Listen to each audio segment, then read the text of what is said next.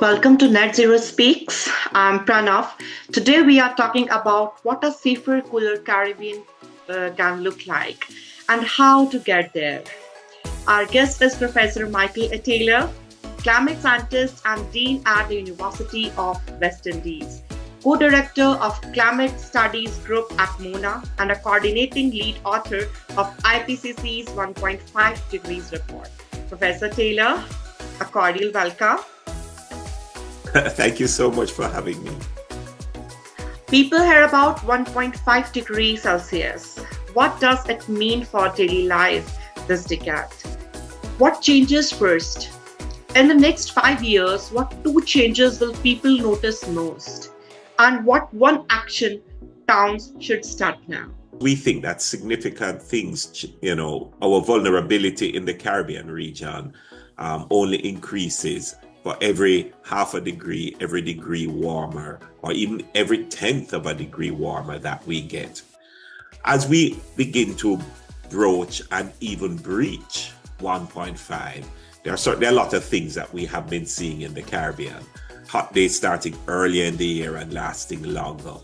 I've seen erratic rainfall, so there's not a normal rainfall season. Lack of feeling is the lack of those sandy beaches under our feet, where island nations and of course sea level rise is beginning to take our coastlines away at a rapid pace. I think the first would be linked to those hotter temperatures, and it would be hotter nights.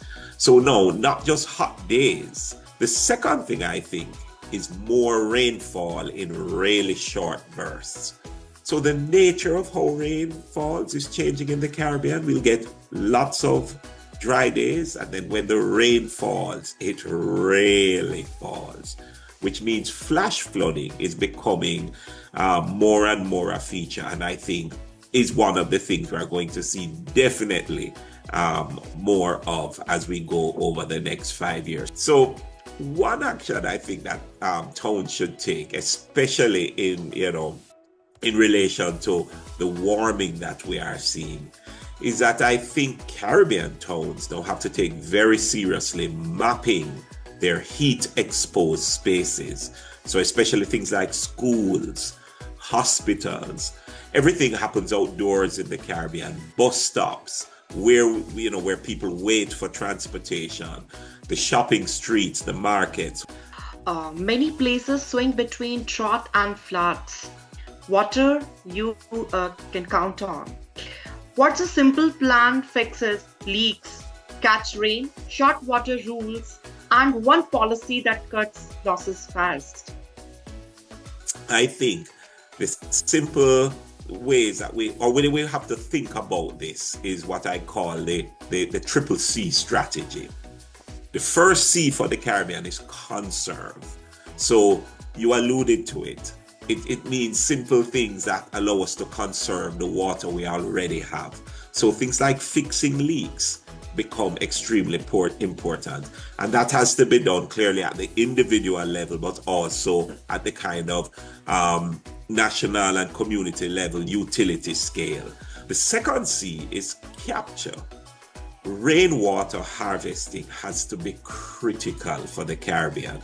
And by rainwater harvesting, we mean putting in those systems, those gutters on roofs, catching the water when the rain falls, and then storing it so that we can use it at a later point.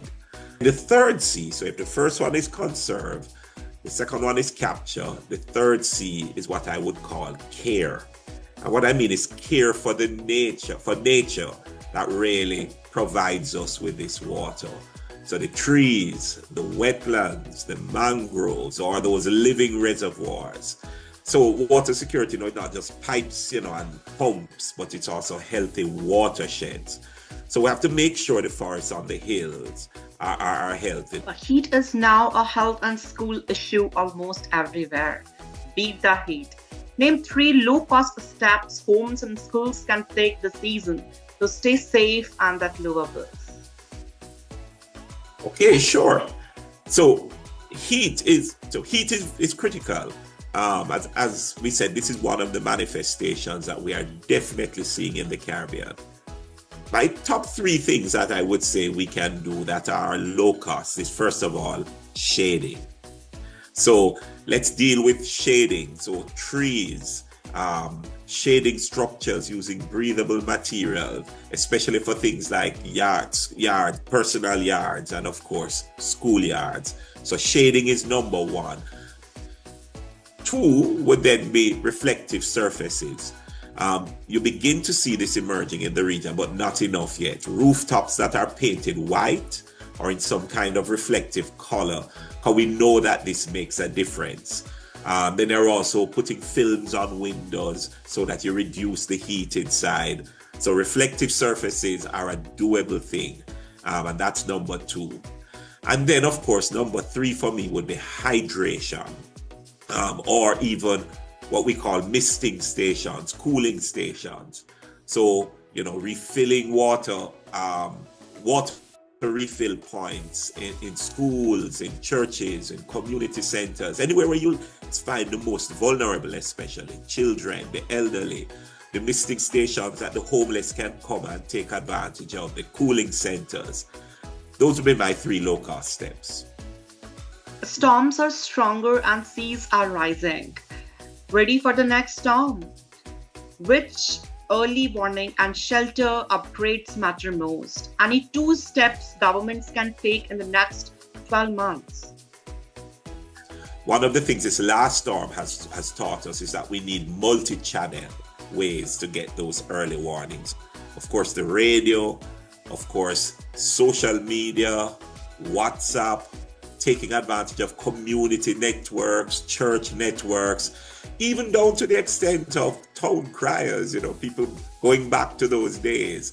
With respect to the shelters, what I think we are learning is the importance of having things like backup power, clean water, making sure the shelters are easily accessible to get to. And then when you get in them, especially for the most vulnerable, people who are physically challenged, to get around in, because shelters now have to not just be a safe place in the storm, but as they are turning out, they also have to be safe places to stay after the storm, especially when there is significant damage. So if I were to think what the government can do over the next 12 months, I would say, one, definitely, because we are learning that communities get so easily cut off, is to pre-position resources prior. Don't wait on the storm, but have these centers where resources are pre-positioned that are accessible by nearby communities. So kind of decentralized repositioning is key. And then the second thing is to have that certified set of minimum standards that shelters always have to live up to. You can think about them. Backup communication that doesn't depend on the electricity grid, solar power, backup power, portable water purification systems, making sure the centers have accessible bathrooms. I think having that list and beginning to equip the shelters are things that are doable within 12 months, along with the pre-positioning. Thank you. Communities need funding that reaches real projects. From plan to project, what's the playbook to go from idea to shovels in the ground in 6 to 12 months? And how should we measure success, jobs, outage avoided, and water saved? First of all, choose a definite idea. So we probably can't deal with all the resilient ideas. So choose the one that you are going to start with. I would say 6 monthly milestones, so you know what you should be achieving. So you're not going into it and blind and trying to figure it out. Some things, new things will come up along the way, but give yourself some milestones that you should achieve every 6 months. So things like fewer power outages because you have solar, or fewer days without water, or fewer days that children miss school because of a climate impact, fewer spoiled groceries due to outages, more shaded spaces in the public spaces, lower electricity bills because, either efficiency, shading, alternative sources. A big one, maybe if you take that one community, more community projects finished on time. Professor Taylor, thank you for a clear practical guide to keeping Caribbean communities safer from heat, floods, and storms. I'm Pranav Kumar Ghedwal. Thanks for watching Nat Zero Speaks. Thank you.